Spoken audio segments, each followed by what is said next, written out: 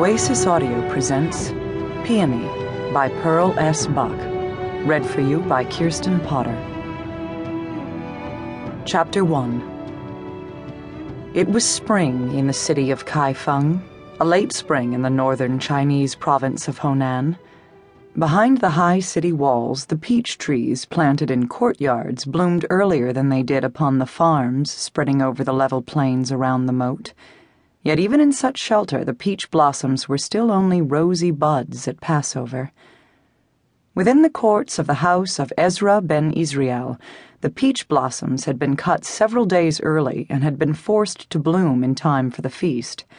Each spring, Peony, the Chinese bondmaid, made it her task to provide thus for the branches of flowers that stood against the walls of the great hall.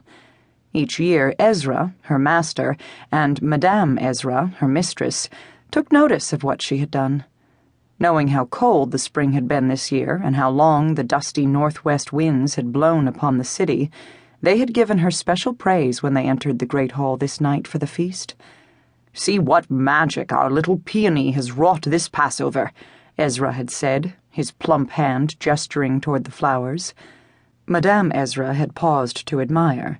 Her impetuous look grew kind. "Very pretty, my child," she had said to Peony.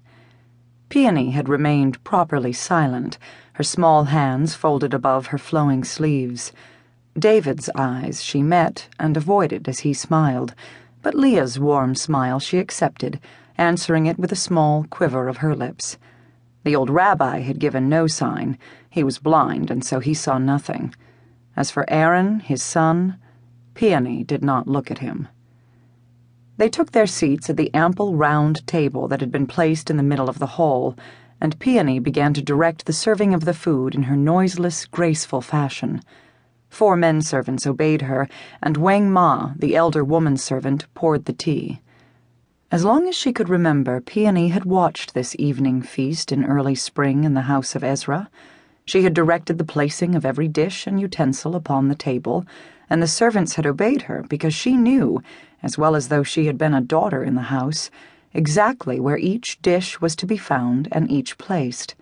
The dishes were kept the year round, unused except for this night before Passover. The silver spoons and chopsticks, the great 7-branched candlesticks, all were shining in the light of the lanterns hung from the high red beams. Upon a vast silver tray, she herself had placed the symbols she did not understand, but which each year she prepared: a roasted egg, bitter herbs, apples, nuts, and wine. They were curiosities of a foreign religion. But the whole day was a strange one in this unheeding Chinese city.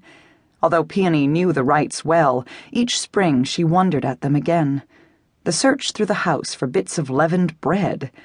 Ezra, the master, had made the search this morning, as he always did, laughing as he went carelessly from spot to spot, and asking her if that were all. Madame Ezra used always to hide the bits of leavened bread for him to find, but now for several years she had let Peony do it, and Ezra had commanded her to count the bits so that he would know when he was finished. He made a joke of it, as though he were somewhat ashamed before the servants. When Peony and David were children, they had laughed immoderately at the search and had joined in it with merriment, pointing out each crumb of the forbidden bread. But then she had not known that she was only a bondmaid. Now she knew.